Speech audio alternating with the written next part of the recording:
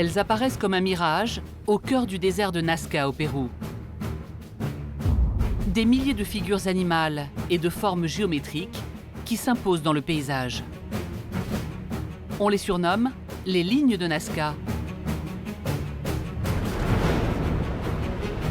Mais les scientifiques les appellent des géoglyphes, des motifs gravés dans le sol. Depuis leur découverte au début du XXe siècle, ces dessins géants alimentent toutes sortes de théories, même les plus invraisemblables.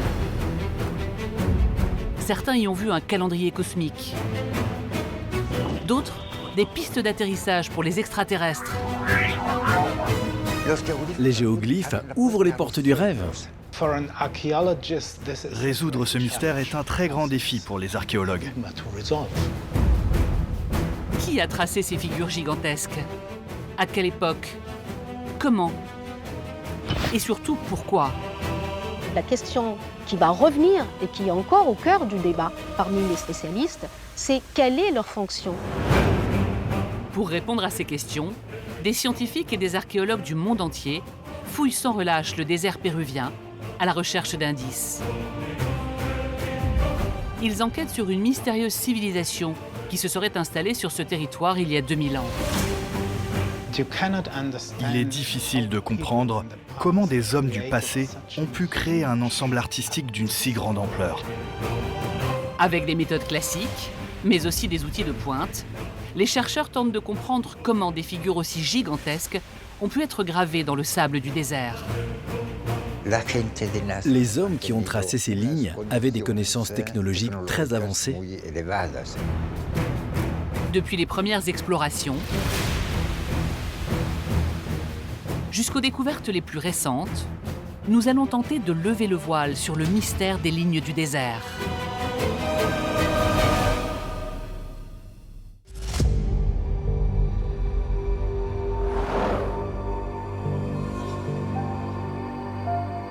Le désert de Nazca au Pérou. Un paysage aride, d'une beauté à couper le souffle. Cette gigantesque étendue de sable et de pierre de 500 km², soit 5 fois la surface de Paris, est située au sud de Lima, la capitale du Pérou. Dans cette immense vallée désertique se cache un trésor archéologique unique au monde, oublié pendant près d'un millénaire.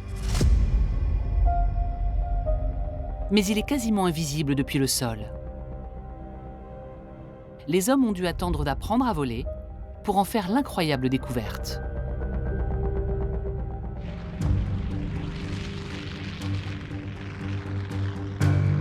Tout commence au début du siècle dernier, avec une avancée technologique majeure.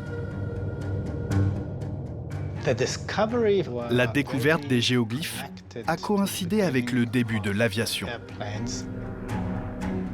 Au début du XXe siècle, l'aviation militaire péruvienne va survoler la région de Nazca et là, on découvre des grands dessins sur la pampa de San José.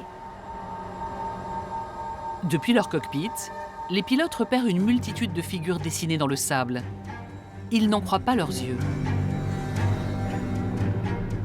Des motifs géométriques, mais plus fascinant encore, des dessins géants d'animaux apparaissent dans le sable du désert. Un singe, un colibri, une araignée. Ces figures intriguent. Les vols au-dessus de cet immense territoire se succèdent. Les explorateurs découvrent sans cesse de nouvelles figures, toutes plus étonnantes les unes que les autres. On découvre aussi des lignes qui s'étendent sur plusieurs kilomètres. Donc c'est impressionnant. Tout le paysage est couvert de lignes qui traversent les rivières et tout le désert. Vous pouvez les voir qui parcourent l'horizon. Elles peuvent même connecter différentes vallées les unes avec les autres. Ce qu'ils ont sous les yeux est en fait un incroyable trésor archéologique. Des dessins gravés à même le sol, que les scientifiques nomment des géoglyphes. Mais s'ils savent les nommer, Ces lignes restent cependant un mystère qui semble alors insondable. Tout à coup, on pouvait découvrir cet ensemble vu d'en haut, grâce aux avions. Les gens étaient très impressionnés, et c'est resté une énigme pendant très longtemps. Cette découverte marque le début d'une très longue enquête archéologique. Des scientifiques du monde entier rejoignent le Pérou pour percer le mystère des lignes de Nazca. Toutes les hypothèses sont ouvertes et les premières théories commencent à émerger.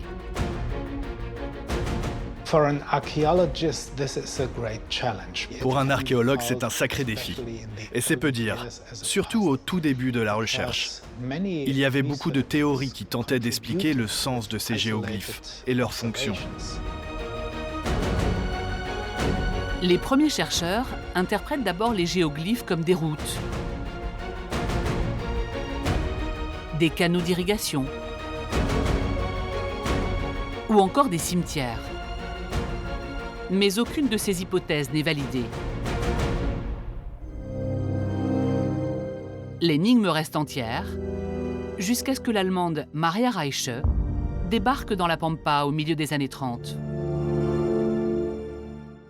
Quand on parle des géoglyphes, on pense automatiquement à la célèbre mathématicienne Maria Reiche qui a consacré sa vie à l'étude des géoglyphes. Elle était fascinée par ce phénomène. Elle allait dans le désert pour mesurer les figures sur le terrain. Elle marchait. Elle avait une vision complètement différente de celle des archéologues. Pour elle, il fallait avoir une vision mathématique des géoglyphes très complexe. Maria Reiche est surnommée la Dame de Nazca. Pendant 50 ans, elle va parcourir le désert à la recherche d'indices. Au fil de ses investigations, elle observe d'étranges coïncidences. La mathématicienne constate par exemple que le soleil se couche dans l'axe de certaines lignes. Elle est alors persuadée d'avoir trouvé la clé de l'énigme des géoglyphes. Certaines lignes indiquent les solstices, les équinoxes, les mouvements de la Lune et du Soleil. Ce qui signifie que les géoglyphes aidaient les gens à déterminer les dates d'un calendrier. Pour Maria Reiche, c'est un grand calendrier. Maria Reiche va même plus loin dans ses théories. Elle envisage les figures du désert comme un grand atlas des constellations reconstitué sur la Terre. De nombreux scientifiques suivent cette piste. Un travail titanesque. Il faut étudier et comparer l'orientation de dizaines de milliers de géoglyphes dans le désert de Nazca. Plus de 800 lignes et 300 figures géométriques gravées dans le sol. Il s'avère impossible de systématiser les observations de Maria Reiche. La plupart des géoglyphes n'ont aucun lien avec les étoiles.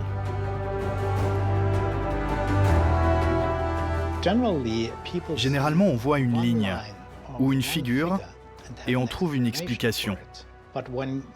Mais quand vous voyez des milliers et des milliers de géoglyphes, alors la plupart du temps, cette explication ne tient pas et ça complique tout.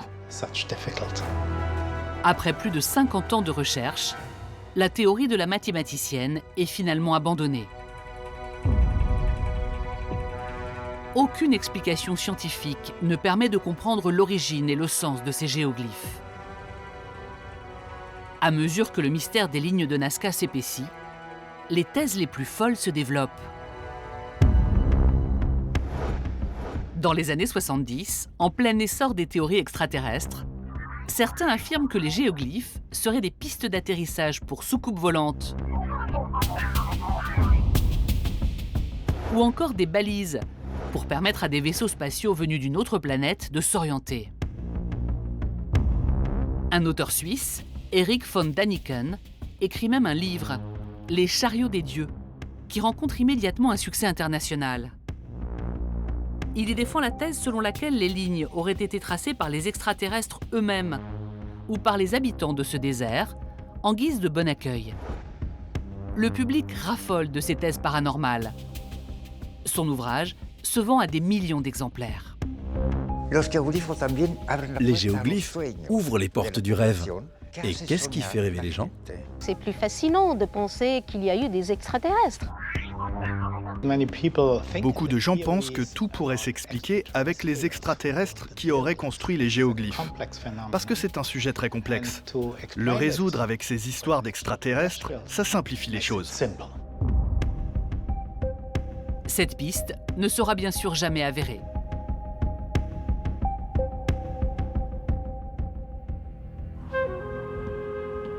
Les archéologues du monde entier poursuivent donc leurs recherches. Certains commencent à se demander si les lignes de Nazca ne seraient pas l'œuvre d'un des nombreux peuples qui ont vécu autrefois dans cet immense désert. Ils partent alors sur les traces d'anciennes civilisations disparues. On a une grande méconnaissance de ces civilisations. On parlait de sociétés américaines, sauvages, primitives. Au cours des premières recherches archéologiques, on parlait uniquement des Incas quand on évoquait le passé du Pérou. Avec le temps, on a réalisé que l'histoire du Pérou était beaucoup plus riche. Les Incas ont en effet dominé le Pérou au XVe siècle de notre ère. Ils y construisent de magnifiques cités, comme le célèbre Machu Picchu. Mais aucune trace de géoglyphes dans leur civilisation. Il faut donc chercher ailleurs. En remontant dans le temps, les archéologues s'intéressent à un peuple beaucoup plus ancien.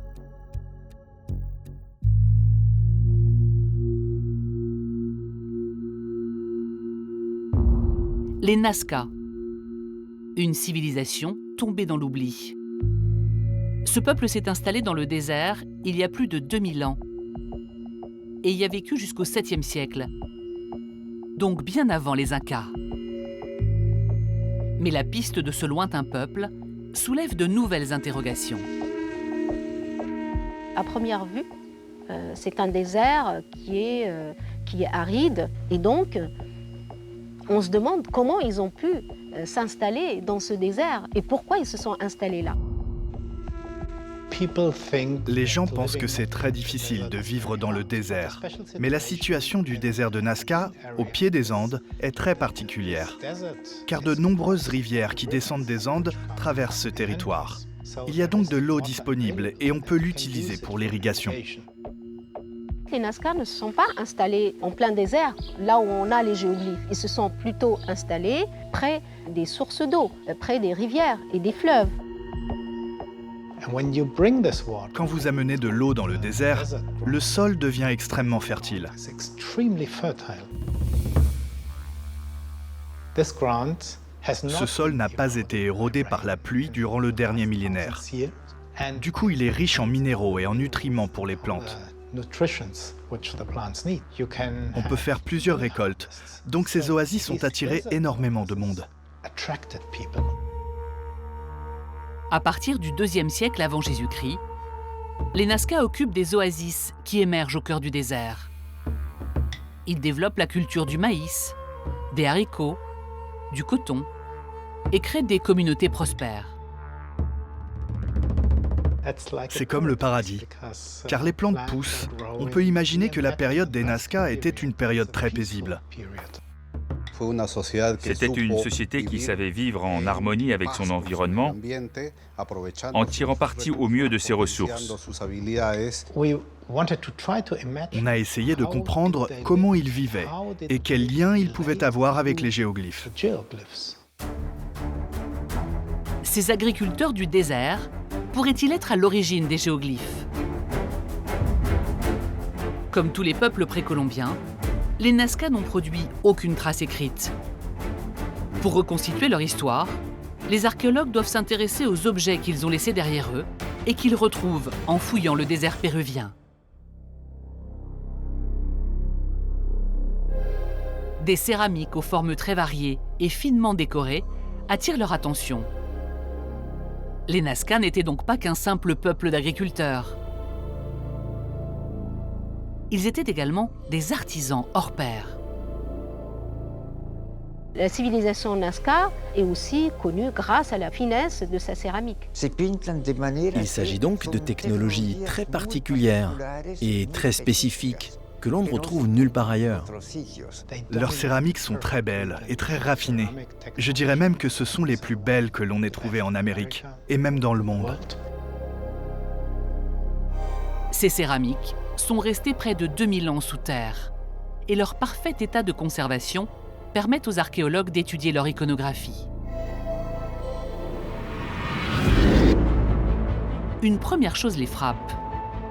Les figures représentées sur les céramiques sont identiques à celles de certains géoglyphes. On retrouve le colibri, le singe, l'araignée. Les figures des géoglyphes sont représentées dans le même style que celles retrouvées sur les céramiques.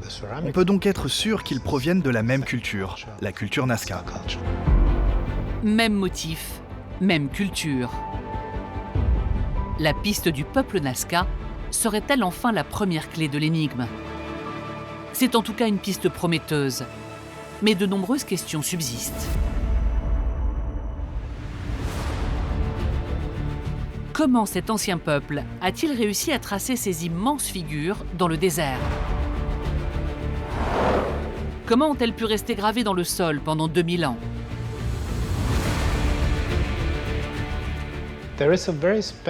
L'environnement du désert de Nazca est très particulier. Vous avez cette surface plane dans le désert qui est couverte de pierres noires. C'est un mélange de sable et de pierres qui ont dévalé les montagnes des Andes jusqu'ici. L'archéologue péruvien Johnny Isla étudie les géoglyphes et leurs techniques de construction. En arpentant la Pampa, il a très vite constaté qu'il était très facile de marquer le sol de ce désert.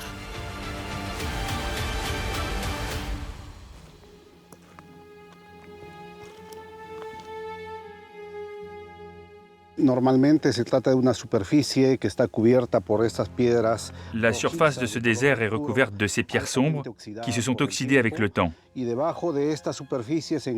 Dessous, on trouve une couche sablonneuse de couleur beaucoup plus claire. Le principe, c'était donc de pousser les pierres sur les côtés de manière à former une sorte de bordure. Cela permet de rendre visible cette surface plus claire. Et vous pouvez de cette manière faire apparaître une ligne bien droite. Et ces formes claires restent visibles très longtemps.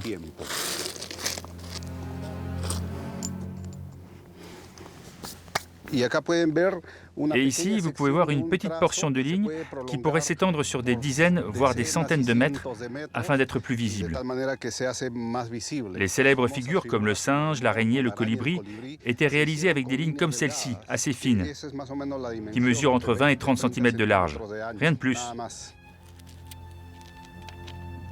Les propriétés géologiques du désert permettaient aux Nazca de tracer des lignes de manière simple et rapide.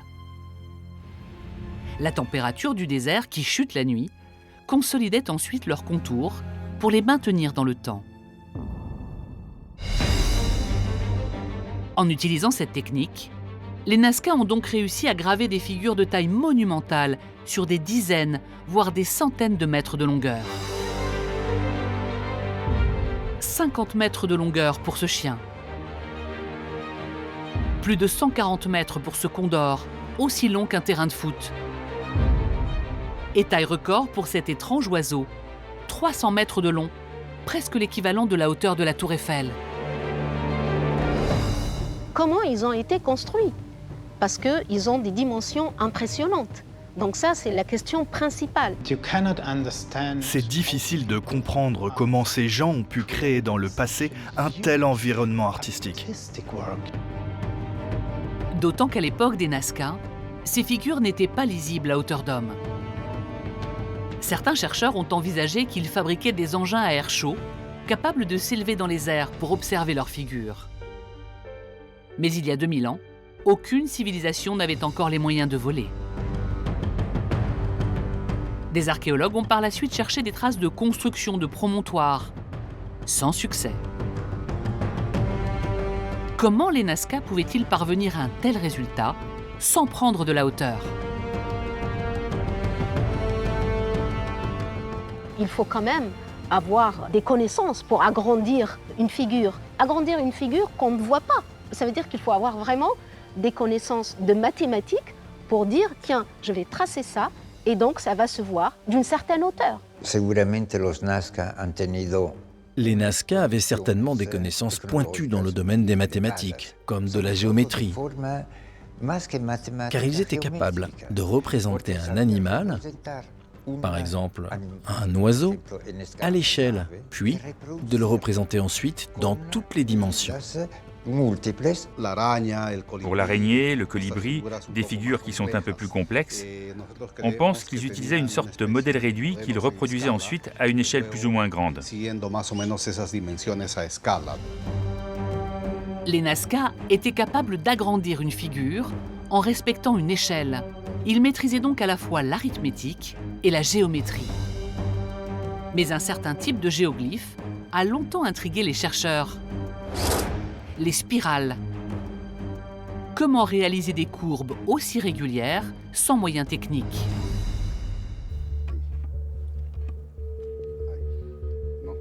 Johnny Isla mène des recherches expérimentales depuis de nombreuses années pour essayer de comprendre. Avec des outils très rudimentaires, une corde et un poteau, il tente de retrouver les gestes du peuple Nazca.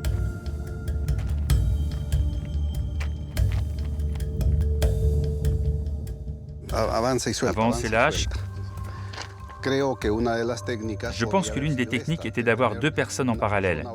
Une personne qui guide et une deuxième personne qui suit toujours à la même distance. La personne qui guide maintient toujours la même distance avec la ligne précédente, de manière à rester parallèle tout en s'éloignant. Les scientifiques tournent autour du poteau et s'en éloignent en lâchant progressivement un peu de corde. Avec leurs pieds, ils marquent le cercle qui se forme. Comme vous pouvez le voir, cela semble être une technique simple, mais elle demande beaucoup de précision car il y a un calcul à maintenir et en même temps la personne à côté de moi doit porter une ligne parallèle, mais toujours en crescendo, de sorte qu'on s'éloigne progressivement du centre. Il y a 2000 ans, les Nazca étaient donc déjà capables de concevoir des figures complexes, avec des moyens aussi rudimentaires qu'une corde et un bâton. Preuve de leur grande maîtrise technique. Au fil de leur découverte, les archéologues dressent le portrait d'un peuple aux multiples compétences. Grands cultivateurs, artisans hors pair, géomètres et même artistes. Ça raconte que ce peuple est un peuple de constructeurs, d'ingénieurs, d'architectes, de mathématiciens.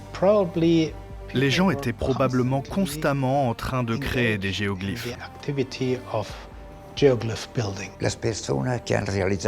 Les personnes qui réalisaient ces géoglyphes appartenaient à une certaine caste. Ce n'était pas par exemple un céramiste qui pouvait se mettre à dessiner dans la pampa. C'était une spécialité à part entière. Cela indique qu'il existait plusieurs catégories professionnelles au sein de la société Nazca. Pour produire des géoglyphes en grande quantité, les Nazca mobilisaient donc des groupes dédiés, qualifiés, capables de réaliser ces constructions. Mais étaient-ils les premiers à maîtriser ce savoir-faire?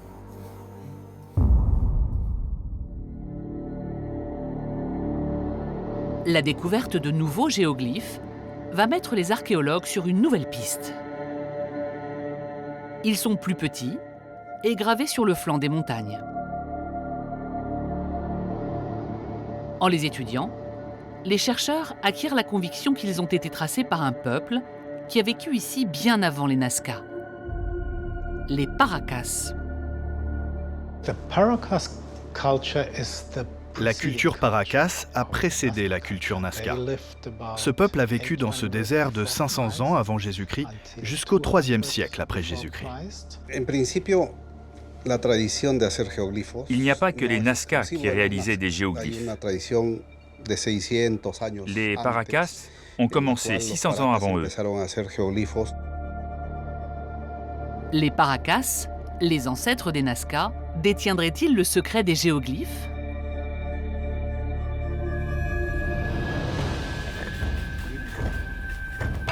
Une équipe d'archéologues dirigée par Aïcha Bachir Bacha fouille le site d'Animas Altas, une ancienne ville Paracas, pour tenter de comprendre la place occupée par les géoglyphes dans la culture de cette ancienne civilisation.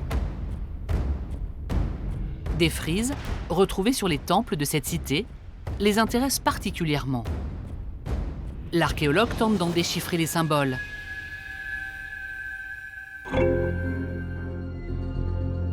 Selon elle, derrière ces frises, il y aurait bien plus qu'un simple décor.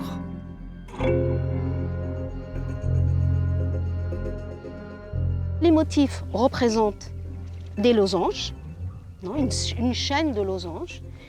À l'intérieur de ces losanges, on a des pyramides. On a une pyramide ici, une autre ici, voilà. Et donc ces pyramides s'insèrent dans ces losanges et aussi s'emboîtent. Et elles sont unies ici par leur base.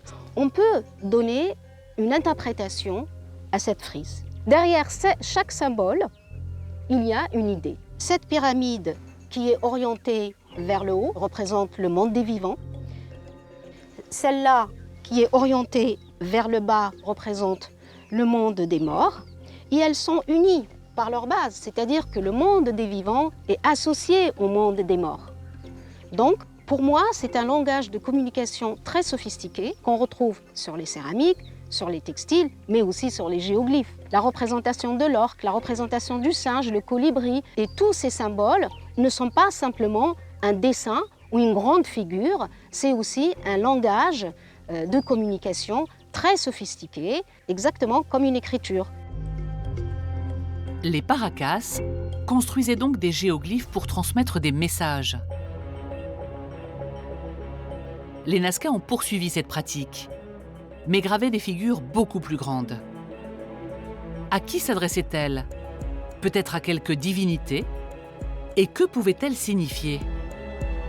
La question qui va revenir et qui est encore au cœur du débat parmi les spécialistes, c'est pourquoi ces civilisations-là ont créé ces grandes figures, pourquoi ils ont tracé ces lignes en plein désert, dans des endroits qui sont inhabitables.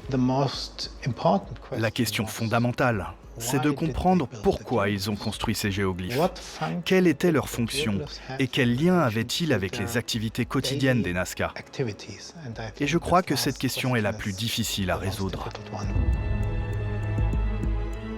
Pour répondre à ces questions, les scientifiques doivent maintenant tenter de savoir quelles étaient les croyances des Nazca.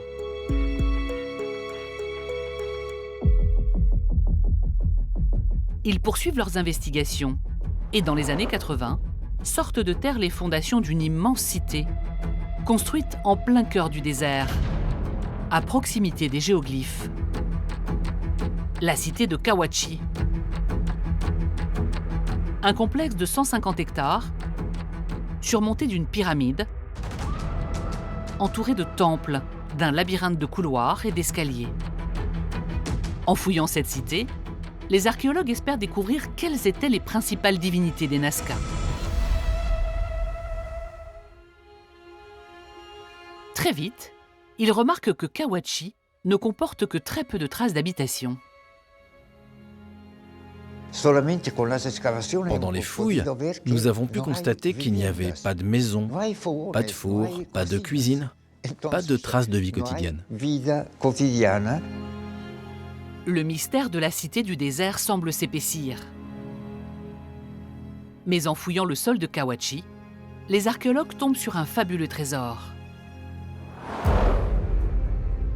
Des bijoux et toutes sortes d'objets du quotidien. Bracelets, pinceaux, peignes. Ils déterrent également de grandes quantités de nourriture, des légumes et des céréales.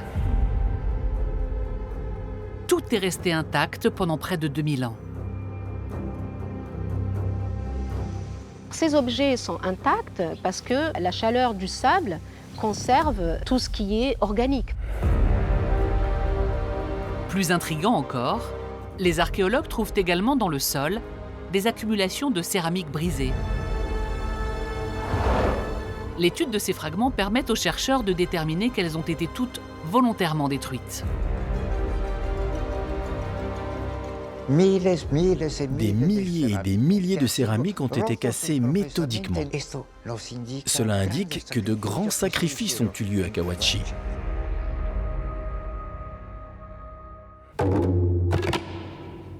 Au fil de leur découverte, les archéologues comprennent que le sol de Kawachi est rempli d'offrandes. Mais à qui sont-elles adressées?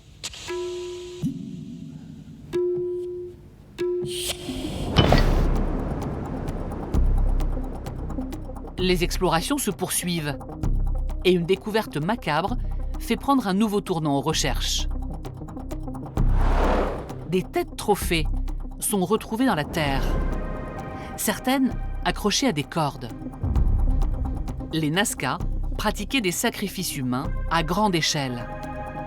Ils coupaient les têtes de leurs ennemis, mais aussi celles des membres de leur communauté, pour les offrir aux dieux. Kawachi aurait donc été non pas une ville, mais un vaste site cérémoniel. C'est la thèse défendue par Giuseppe Orefici.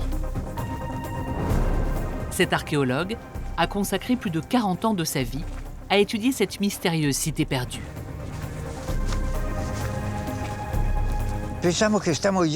Nous pensons que les temples s'étendaient sur 3 km de ce côté et sur 4 km de ce côté-ci.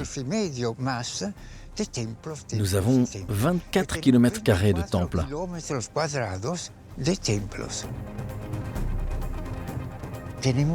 Nous avons une quantité incroyable de bâtiments qui n'avaient qu'une fonction cérémonielle.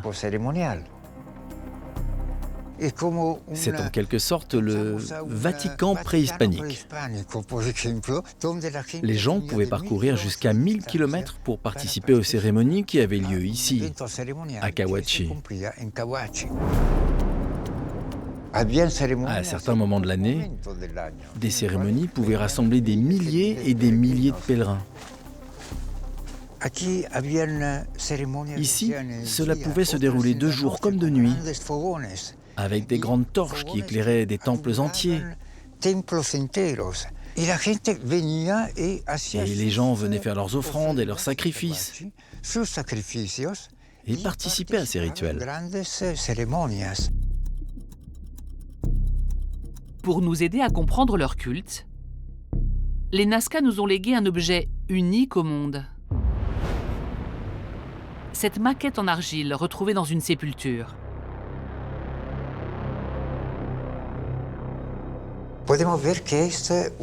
Il s'agit de la représentation d'un rituel. Nous voyons un personnage au centre qui est le personnage principal. Probablement un chaman qui prépare une sépulture ou qui réalise un acte de guérison, pendant qu'un gardien, placé devant l'entrée, barre la porte. Il y a un premier gardien à l'entrée, un autre gardien qui empêche toute communication entre les deux pièces. Là, il prépare une potion pour le rituel en cours. C'est comme la visite d'un centre cérémoniel. C'est un moment de vie du centre cérémoniel qui nous indique les grandes manifestations qui avaient lieu dans les temples. Mais quel était le rôle de ces grandes cérémonies ? Y aurait-il un lien entre les géoglyphes et les rituels des Nazca ?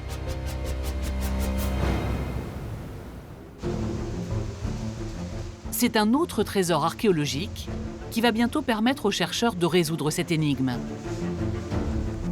Une collection de tissus conservée au Musée national d'archéologie de Lima. Ces parures et ces ponchos extrêmement travaillés étaient destinés aux représentants de l'élite religieuse et politique, les chamans. Regardez cet élément et sa couleur. La broderie est très fine et très soignée. avec énormément de détails. Un tel travail devait demander une excellente vue.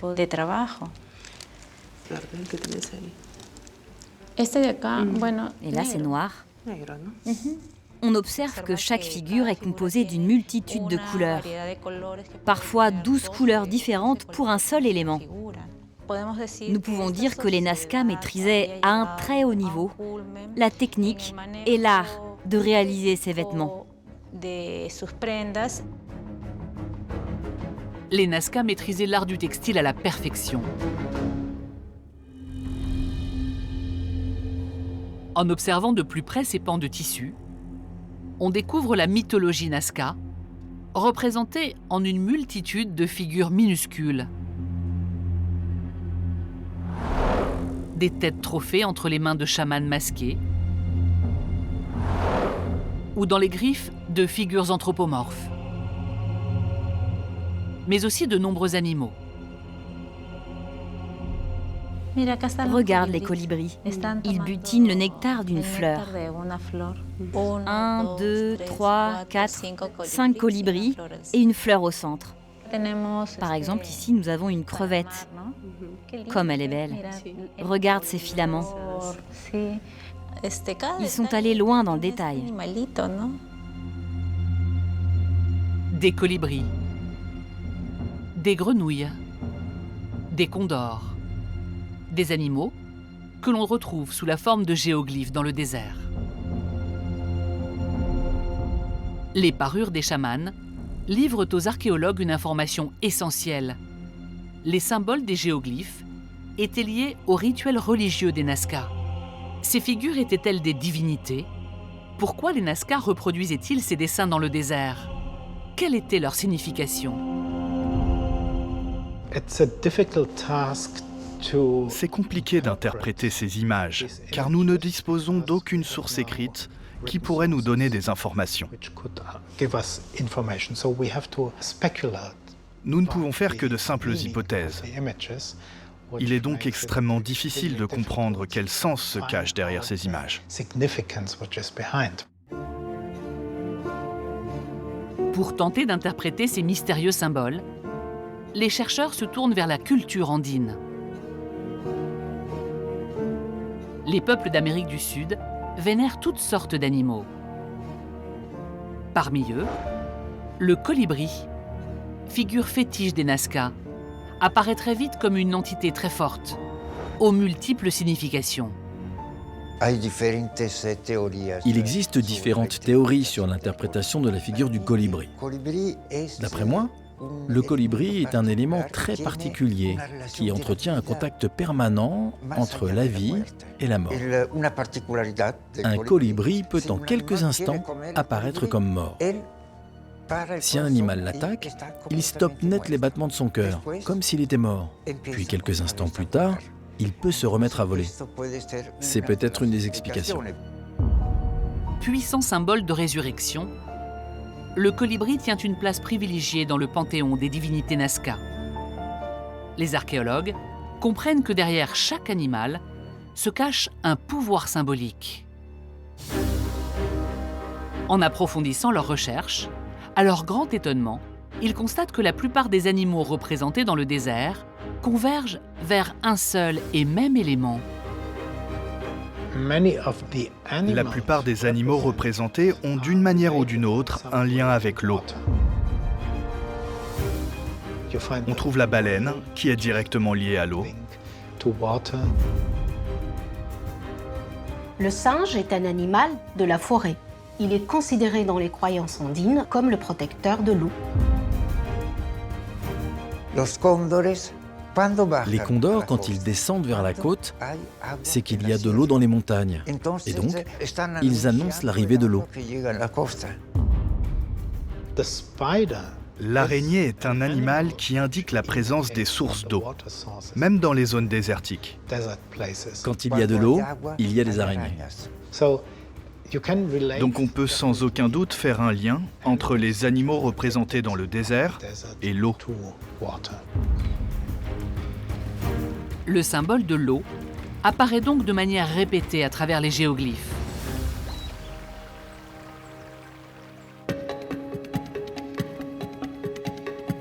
Était-ce pour implorer la pluie, si vitale pour ce peuple du désert?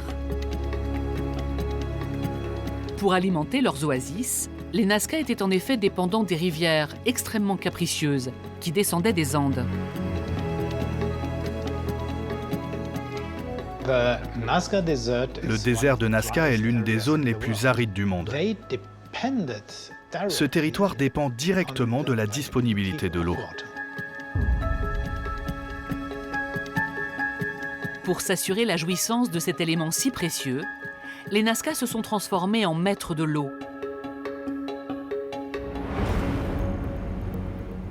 Voici ce que les archéologues retrouvent à proximité de leur plantation. Une succession de puits en forme de spirale. Il s'agit d'un réseau hydraulique souterrain aux dimensions pharaoniques, des puquios. La gestion de l'eau était un enjeu primordial, évidemment, et on le voit dans la construction des canaux d'irrigation, des puquios. Il s'agit d'un système de galeries réalisé en creusant le sol pour capter l'eau des nappes phréatiques dans le sous-sol. Comme ils maîtrisaient vraiment leur environnement, ils savaient où se situaient les nappes phréatiques. Donc ils sont allés les chercher. Donc ils ont creusé des puits pour intercepter la nappe phréatique. Et en interceptant cette nappe phréatique, ils ont construit des galeries. Mais des galeries souterraines. Pourquoi souterraines? Pour que l'eau ne s'évapore pas. Ces structures, construites en spirale, permettaient de canaliser la force du vent et d'ainsi diriger et distribuer l'eau vers les cultures. Un système très ingénieux et unique au monde. Cela leur permettait d'alimenter de très grandes zones de culture, sans dépendre des caprices des rivières. Ça leur permettait d'avoir de l'eau tout au long de l'année. C'est un système très sophistiqué, donc c'était un peuple de bâtisseurs. Et ces canaux d'irrigation fonctionnent jusqu'à aujourd'hui. Sur une quarantaine, il y a au moins une trentaine qui sont aujourd'hui utilisés par les gens qui habitent à Nazca. L'eau était donc au cœur des préoccupations des Nazca. Les géoglyphes qu'ils traçaient dans le désert en représentaient les symboles.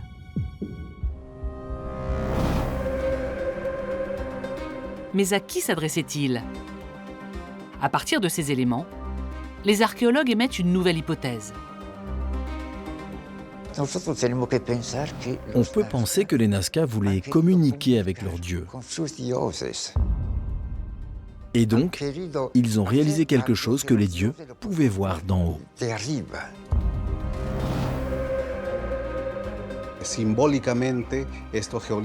Les géoglyphes de Nazca étaient fabriqués par les hommes pour les dieux. Ces géoglyphes étaient offerts aux dieux.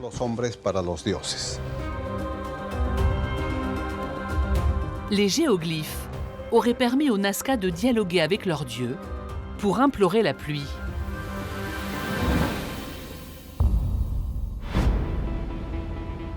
Les archéologues décident de retourner dans le désert pour valider cette hypothèse. Ils cherchent de nouveaux indices.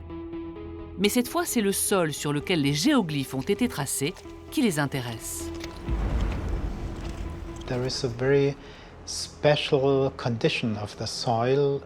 Le sol de la Pampa à Nazca est très particulier.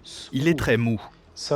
Il y a donc une grande différence de densité entre les parties sur lesquelles des gens ont marché et celles où personne n'a jamais marché. En 2011, une étude de terrain approfondie est lancée. Les archéologues réalisent des relevés magnétométriques pour mesurer la densité des sols. Les résultats sont édifiants.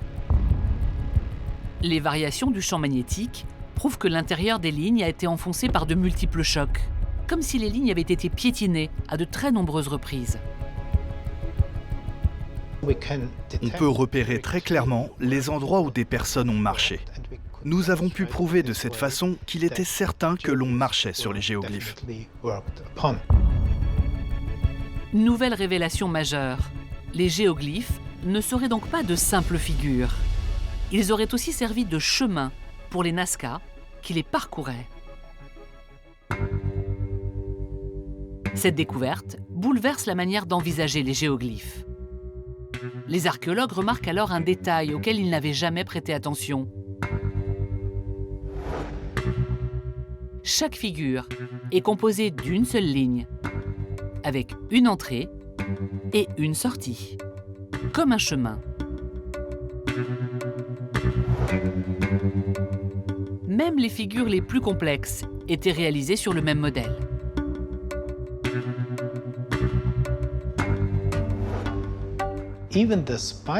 Même les spirales ont un début, une entrée. Ensuite, elles tournent vers le centre, et puis il y a une sortie. Donc vous pouvez imaginer un groupe de personnes marchant sur une ligne, les unes derrière les autres, marchant sur ces lignes et formant pour ainsi dire eux-mêmes la figure. Il faut imaginer des gens marcher sur les grandes figures, donc ce sont des figures vivantes. Les Nazca utilisaient donc le désert pour exercer leur culte. Ils parcouraient probablement les géoglyphes en procession, des marches sacrées pour communiquer avec les dieux. Les pratiques qui pouvaient avoir lieu sur ces géoglyphes, ça pouvait être des marches, des processions, des danses aussi. On peut penser qu'il y avait des prêtres, des guerriers. Mais il y avait aussi la population. Les agriculteurs, les pêcheurs, les artisans participaient aussi à ces processions. Ils utilisaient les géoglyphes comme un lieu de procession. Les géoglyphes Nazca étaient bien plus que des symboles et des messages gravés dans le sol. Cette découverte a vraiment modifié la perception que l'on pouvait avoir des géoglyphes. Ces découvertes marquent un tournant dans l'étude des lignes du désert. Et bientôt, de nouveaux outils technologiques vont même permettre de mesurer l'ampleur de ces cultes.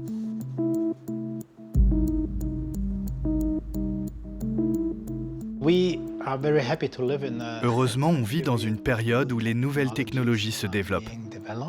Et la technologie la plus idéale pour étudier les géoglyphes est sans aucun doute la photogrammétrie. À partir de photos haute définition, les archéologues vont réaliser ce modèle virtuel du désert de Nazca en 3 dimensions.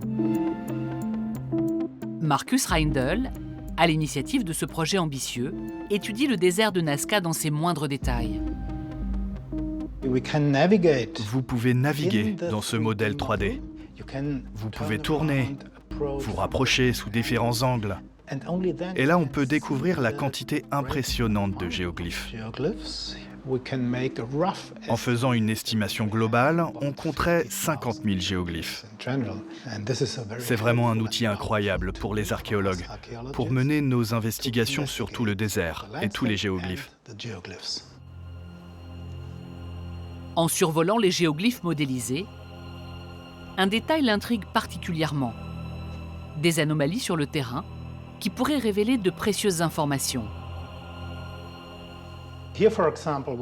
Ici, par exemple, on a une combinaison typique de plusieurs géoglyphes qui s'imbriquent. Ici, on a un très grand trapèze de 600 mètres de long. Il est associé à des lignes en zigzag. Et quand on s'approche du trapèze ici, tout au bout, vous pouvez voir une forme très particulière. Ces taches noires. C'est un phénomène qu'on a observé pas une fois, mais une 50aine de fois. Toujours associé à un trapèze. Quand vous êtes un archéologue et que vous voyez des figures récurrentes, vous vous dites immédiatement qu'il faut enquêter.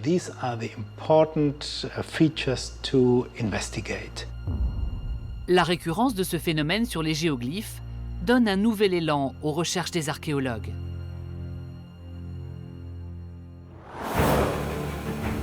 Le désert de Nazca va-t-il enfin dévoiler ses derniers secrets ?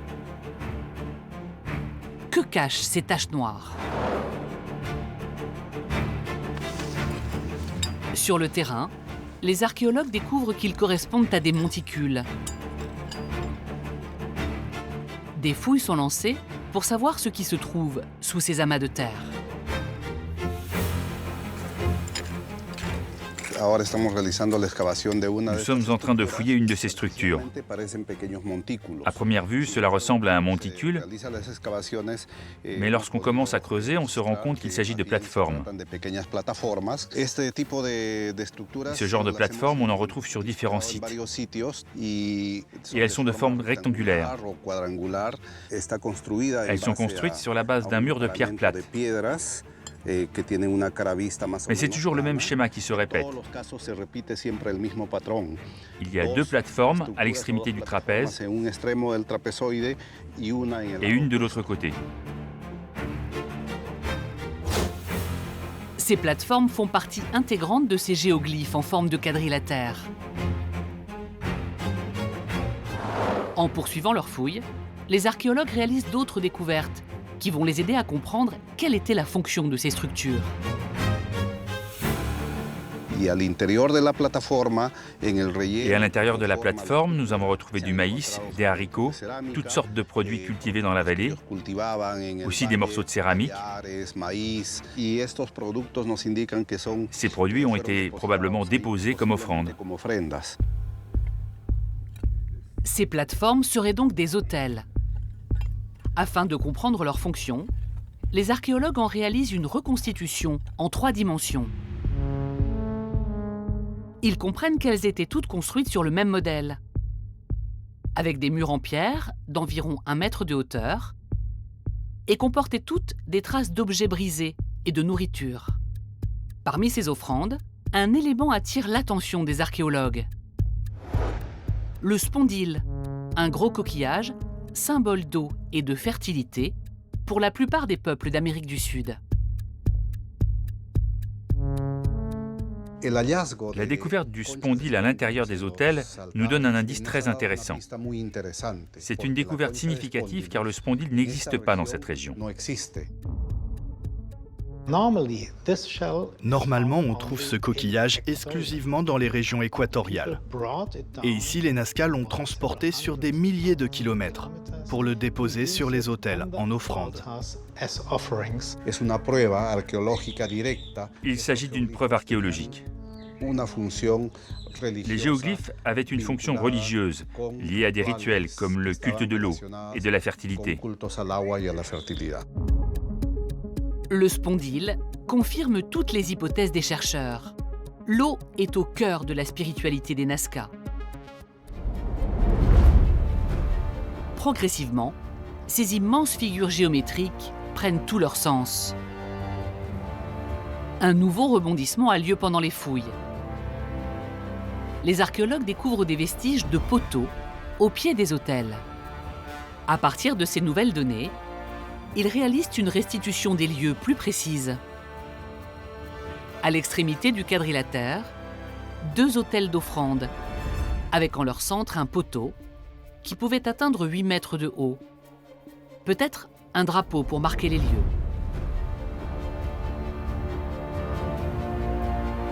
À l'autre extrémité, un autre autel, lui aussi signalé par un poteau. Un immense espace rituel se dégage où les Nazca pouvaient se réunir par milliers pour adresser leurs prières aux dieux. Ces grands espaces pouvaient contenir des foules entières. Cela nous permet de comprendre que les géoglyphes correspondaient à un paysage dédié aux rituels pour les cérémonies religieuses des Nazca.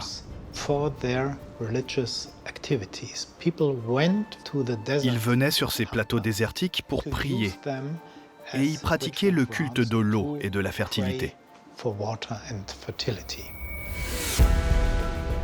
En poursuivant leurs investigations dans le désert, les archéologues constatent un phénomène étrange. Les géoglyphes les plus monumentaux ont tous été réalisés entre le 5e et le 7e siècle après Jésus-Christ, soit vers la fin de la civilisation Nazca. Ils semblent même avoir été tracés de manière frénétique et sans véritable logique. Il y a une augmentation de construction de géoglyphes sous forme de lignes qui vont se superposer sur les autres. Les géoglyphes ont grandi au fil du temps sur des kilomètres de long. Les trapèzes de petite dimension, eux, se sont étendus jusqu'aux limites du désert.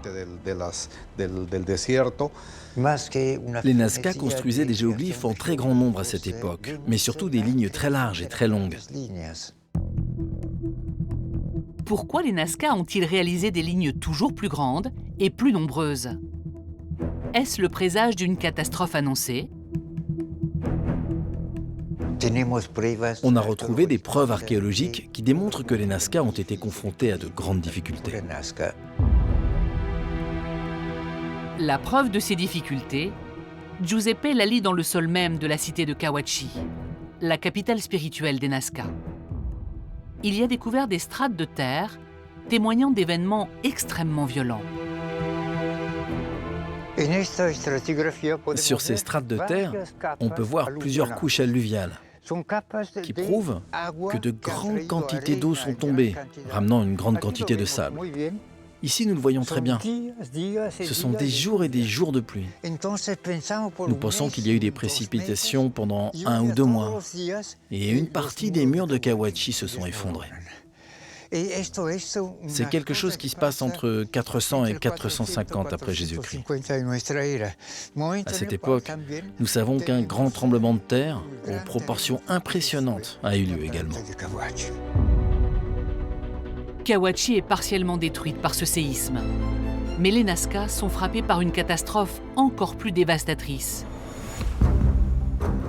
Une terrible sécheresse.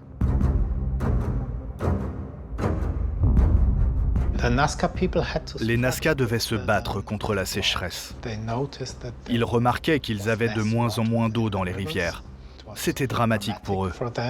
Ils ont été confrontés à un processus de désertification où il est devenu de plus en plus difficile d'obtenir de l'eau pour irriguer les cultures.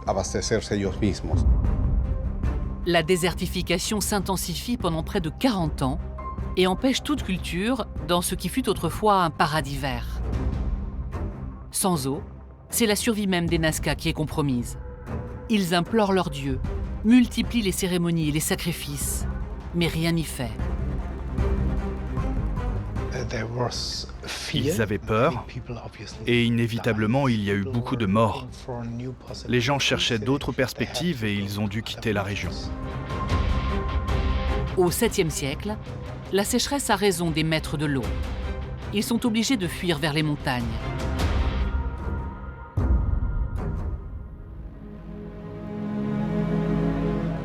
Progressivement, la culture Nazca disparaît et tombe dans l'oubli. Avec elle, c'est une pratique spirituelle unique en son genre qui se perd.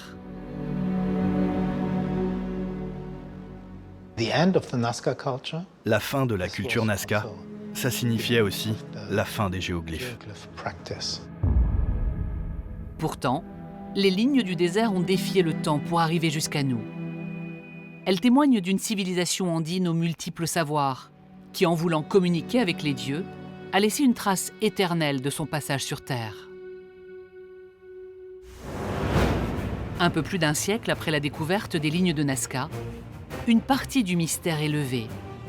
Mais on est loin d'avoir compris toute la complexité du message gravé par ces hommes dans le désert. On est au milieu, on peut même dire au début des recherches. Encore aujourd'hui, les géoglyphes conservent une part de mystère, car c'est un phénomène vaste et complexe. C'est définitivement l'une des plus grandes énigmes du XXe siècle, car c'est unique et c'est gigantesque. Et il reste encore beaucoup de questions à résoudre.